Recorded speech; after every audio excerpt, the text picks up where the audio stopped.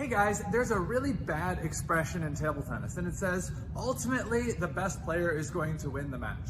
Well, maybe that's true. If we have one player that's 1700 and one player that's 2700, tactically speaking, no matter how he plays, the level is so far apart that yes, okay, the better player is going to win the match. But if the level is relatively similar, a lot of times it's whoever plays tactically the best is going to win the point. Now, I don't mean that you have to be super tricky. Sometimes tactically speaking, you're just going to be more consistent, make fewer errors than the opponent. There's 5 ways to win points: with speed, with spin, with placement, with variation, and with consistency. So those 5 ways. Now, the way that you process the information, the serves that you choose, the receives that you choose, the locations that you play, the tempo that you play, how you're trying to win points, this has a big effect on who's going to win the match. So today I want to give you 3 true stories of what happened last week in Europe.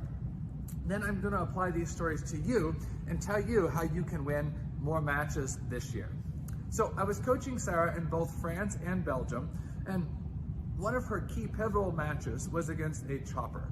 Now, the chopper was ultra consistent from both sides, and Sarah started off the match correct. She started off the match with consistent pushes, consistent spins, and just trying to feel out the opponent and just trying to be as stable as possible. She lost the first game trying to play ultra stable, and she was down in the second game, 3-5 I think it was. I called timeout and I said, Sarah, look, you're playing great. You're playing very consistent. But the reality is the other girl is more consistent. So just playing consistent push, consistent loop, consistent loop, consistent loop, consistent loop, nice and stable and steady, you're having some fabulous rallies, but against this opponent, it's not going to work. You need to use more pushing to different location, and you need to go for the big one. You need to go for the finishing shot. When you use different pushes to different locations, she actually gives more pop-ups than if you just play consistent loops. Consistent loops, she's very good at keeping her chop low. Against different pushes, sometimes she's giving you a little bit of a high ball, and even if you don't feel to go for the strong one, you need to go for the strong one within the first 3 or 4 or 5 hits, because she's more consistent and then we're making some errors. So you need to take what feels risky and you need to go for it, because if you just play stable and consistent, she's clearly more stable than you. Well, Sarah went on to lose that game, but the tactics were correct. Sarah was getting more and more of a feel for ending it with strong shots, and Sarah came back to win the next 3 games. Had Sarah continued to just play slow spin and consistent, most likely she would have lost because the other girl was quite consistent. As soon as Sarah started going for more power shots, even though it felt riskier for Sarah, she was able to win the point directly with her power shots and put more pressure on the opponent. When the chopper felt more pressure because Sarah was going for more power, what do you think happened? Yes, she too started making errors. And then when the chopper starts trying to keep the ball lower or spinnier or wider, trying to avoid the power shots, then the chopper again starts making mistakes. True story number 2. Number 2 was Sarah was playing against a pips out smasher, pips out on both sides.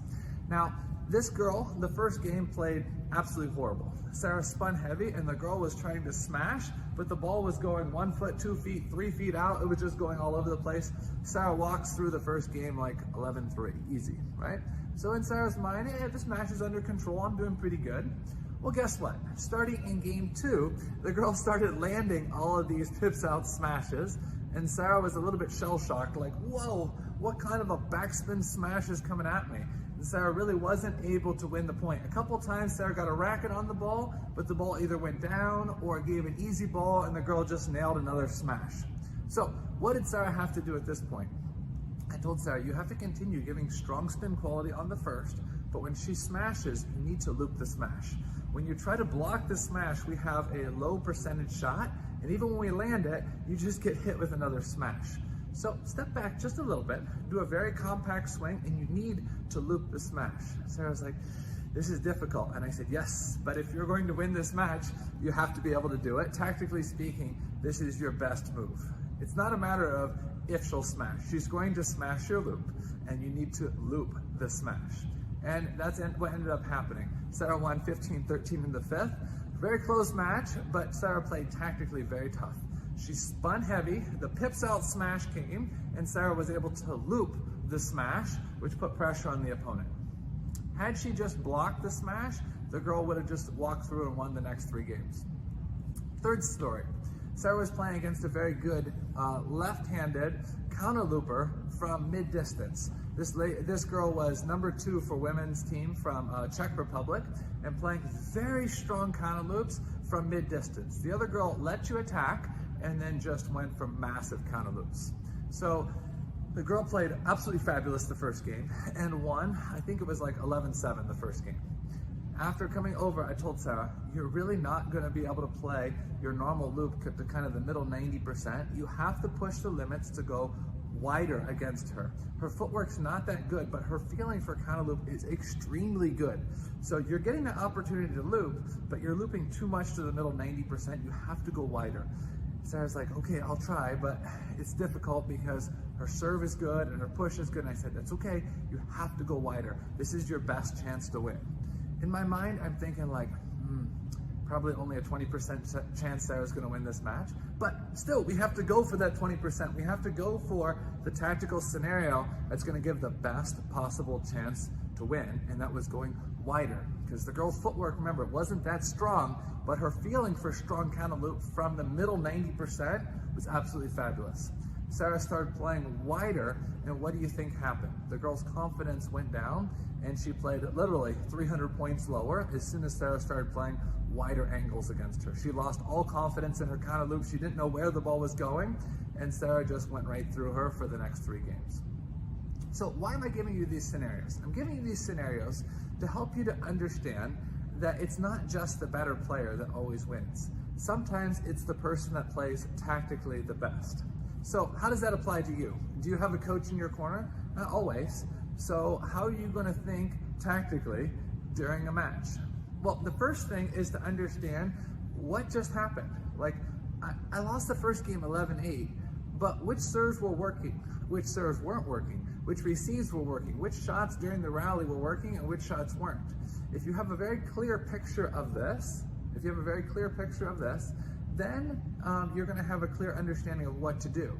I've done this scenario with many people before, and the average player is only able to remember 2 or 3 points of a game that was, let's say, 11-6. So out of 17 points, they're only able to remember 2 or 3 points.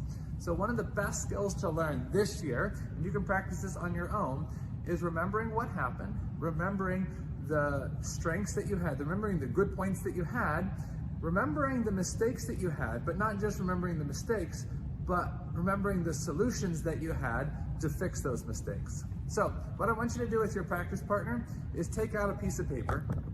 I want you to play play a game against him or her. And then after the game, I want you to take out your pencil and paper and write down as many points as you remember. Every single serve you did, every single receive you did, every single loop that you did, every single block that you did, and write down on one side of the paper what worked and write down on the other side of the paper what didn't work. If you have a clear picture of this, this is the base, or this is the foundation of understanding tactics. If this is a little bit too overwhelming for you, I'm going to simplify it even more. Categorize tactics in 2 general categories. You have to first understand who you're playing against. Does this player, do they win the majority of their points through strong shots, or do they win the majority of their points through your errors? If they win the majority of their points by strong shots, your job is to continue to think, how can I avoid these strong shots? How can I place the ball shorter or wider or deeper or more to the elbow that they can't play their strong shots? If they're winning the majority of their points from your errors, you have to think, how can I be more consistent? Can I give myself a little bit more space? Can I wait on the ball a little bit more? Can I relax my grip a little bit more? Can I try to spin the ball a little bit higher or a little bit deeper or a little bit shorter? How can I become more consistent and cut out errors? Once you're able to categorize them in these 2 categories, then you can start narrowing it, and become more specific in tactics. By the way, I just wanted to let you know that this summer we have an entire camp dedicated toward match tactics. So if you want to have a better understanding of how to analyze your opponent, how to use your strengths against their weaknesses, I'd highly recommend signing up for the camp this summer. Also, if you can't make it to a camp, we do have training available daily here at the Samson Nabina Table Tennis Academy. So I'd welcome you to come check it out. 3, 4, 5 days. Just let me know when you want to come and we can accommodate you. We have airport transportation, we have daily transportation to and from the academy, and we have housing available. So if you'd like to come, we'd love to have you. Send me a message. Thanks for watching, and I'll see you soon.